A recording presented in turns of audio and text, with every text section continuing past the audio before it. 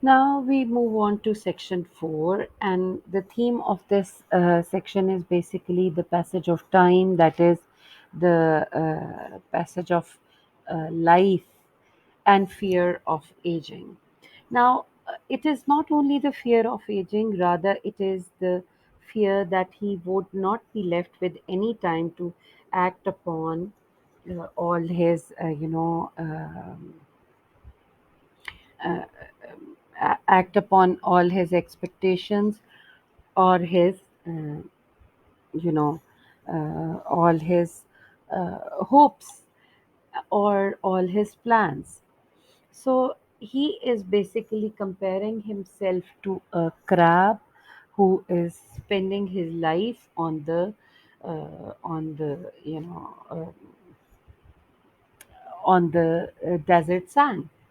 He compares himself to a thin man, a pair of ragged claws, and a humble, foolish patient, who emphasizing his physical and emotional frailty. And why is he doing so? Because he is again introspecting that why uh, or what is going to stop him from bringing a change in his life, what is going to ultimately make his life more productive. And the moment he is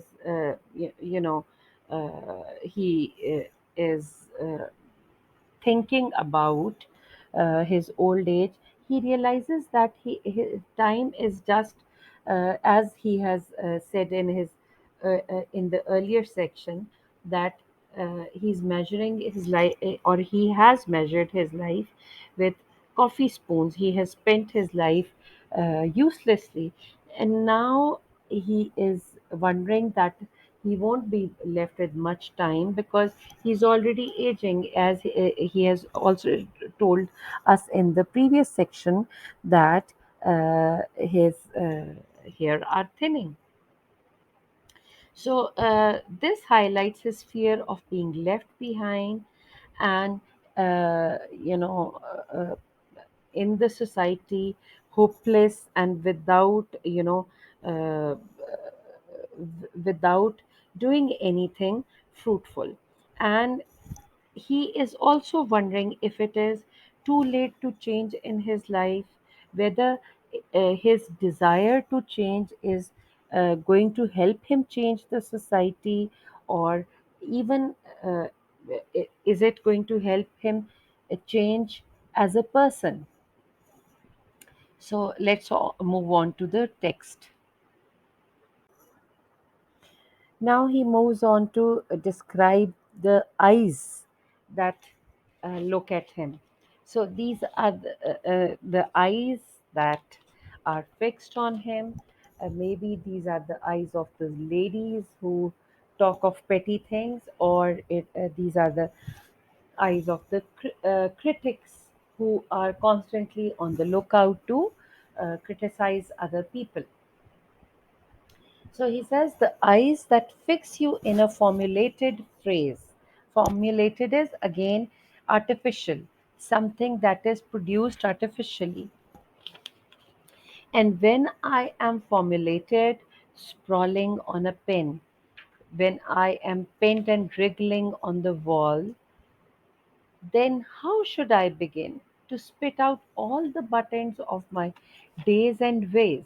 Buttons are the wasted parts of the cigarette. So he says that when I know what type of people are looking at me, whether these are the eyes of the ladies or critics, those petty people, he says that these are the eyes that size you up in a definite phrase. They pass judgments on you, and after that I am labeled, and people start to think of me as through the eyes of those critics or those women, and not they do not judge me by my uh, you know uh, ability, or by my uh, personality. He says that I sprawl on a pin, that is, I am made up, to become a part of their lifestyle. I have tried my best to adjust according to them. However, when I am labeled, I will be left like a crab or a spider wriggling on the wall, that is, struggling to have an identity. Like a spider is just, moving on the wall to make its home. So will be the case with me. I would also be labeled as someone or something according to their likes and dislikes, according to their whims, and I would be struggling for an identity. Then, how should I begin to spit out all the buttons of my days and ways? The problem is, the question is, how should I begin my proposal and declare my feelings? How can I make myself recognizable uh, by the society? Or how should I presume? That is, how should I lead my life? How instead of leading my life according to their likes and dislikes, how should I uh, move on? How should I proceed with my life? So this expresses basically Prufrock's indecision and hesitation, and he does not know how, after being labeled or after being stereotyped, how should he proceed on in his life.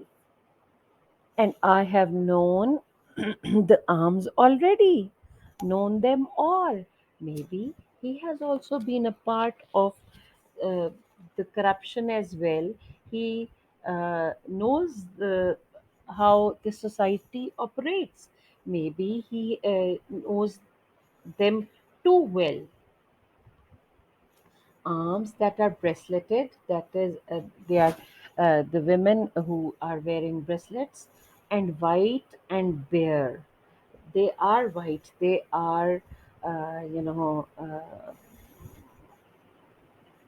they have a white complexion.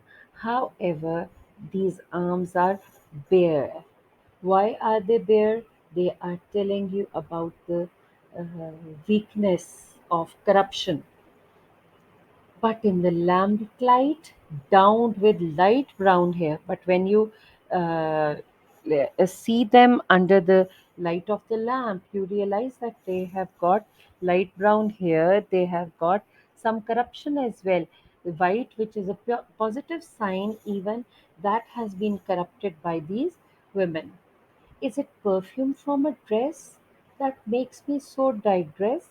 Digress is to move away from one's path. He says, is it the fragrance of one of the perfumes worn by women, which is compelling me to leave my my concern and to think about something else? And this shows their physical, their moral corruption again. They use uh, perfumes to entice men. They For these women, the only thing is to attract men.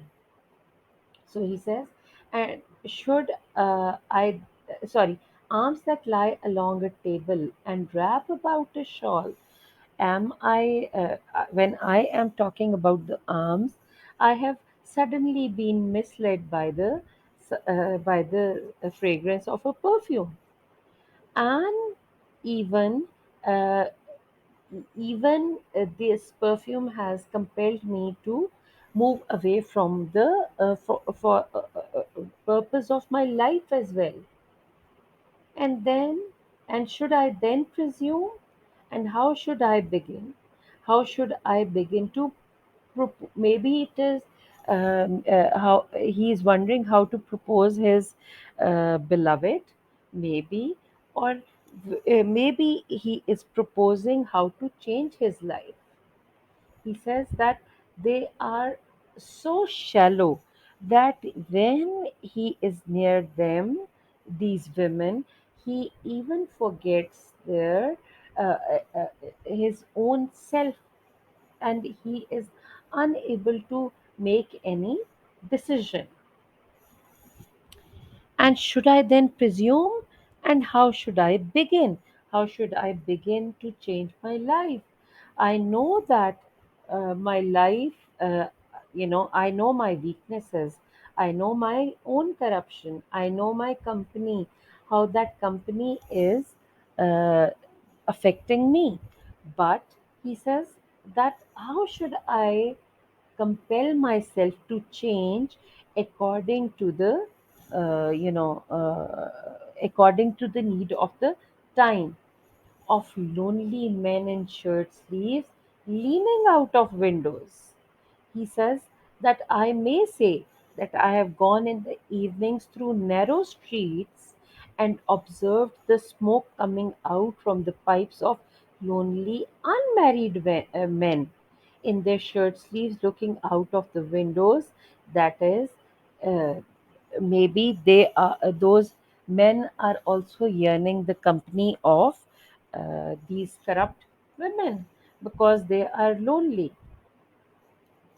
In a way, he says that these women are not only enticing the people who are near them, but they are also gaining attention of those men who are there in their houses.